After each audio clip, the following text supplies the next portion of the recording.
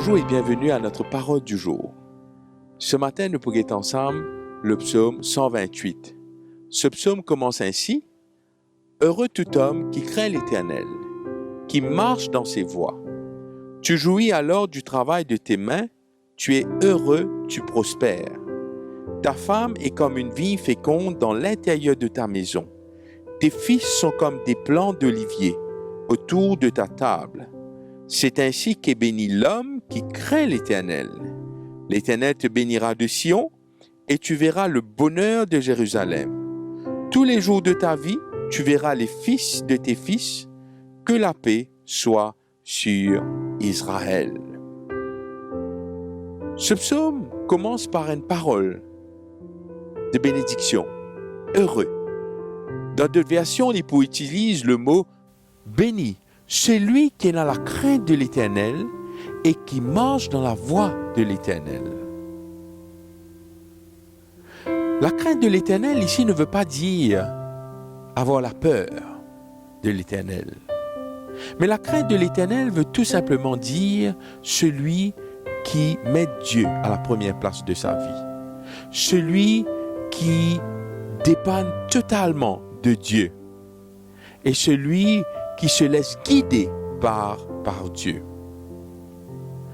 Cet homme ou cette femme qui a la crainte de l'Éternel, c'est aussi celui qui marche dans les voies de l'Éternel.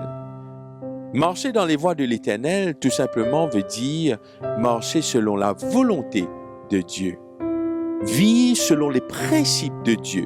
D'ailleurs, dans l'Apocalypse, il peut dire ceci, c'est ici la persévérance des saints qui gardent les commandements de Dieu et la foi en Jésus-Christ. L'homme ou la femme qui craint l'Éternel et qui marche dans ses voies, c'est celui ou celle qui recevra une série de bénédictions. Parmi les bénédictions se trouve la prospérité, la réussite dans le travail, la réussite au sein de la famille et aussi la réussite au sein de la vie spirituelle.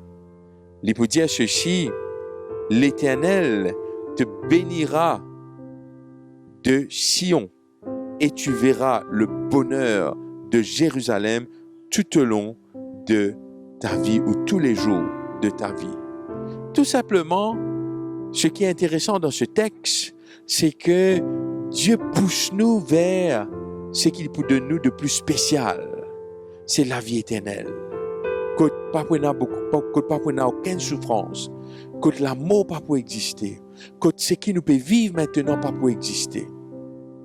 Et le bonheur peut toujours accompagner nous jusque dans la vie éternelle. D'ailleurs, dans le psaume 23 à la fin, il peut dire: oui, le bonheur et la grâce m'accompagneront tous les jours de ma vie et j'habiterai dans la maison de l'Éternel jusqu'à la fin de mes jours.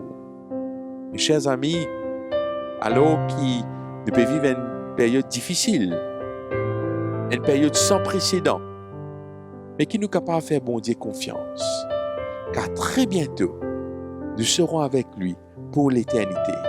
Car très bientôt, celui qui est dans la crainte de l'Éternel, celui qui marche dans les voies de l'Éternel, jouira de cette vie et de cette paix éternelle que Dieu accorde nous tous.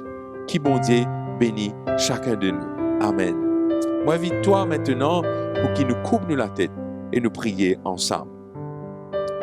Notre bon et tendre Père Céleste, merci de nous rappeler ce matin que nous sommes tes enfants et que nous sommes dans la crainte de l'Éternel, tout comme Abraham finit dans la crainte de l'Éternel, et qui nous marche dans les voies de l'Éternel, tout comme David qui marche dans les voies de l'Éternel.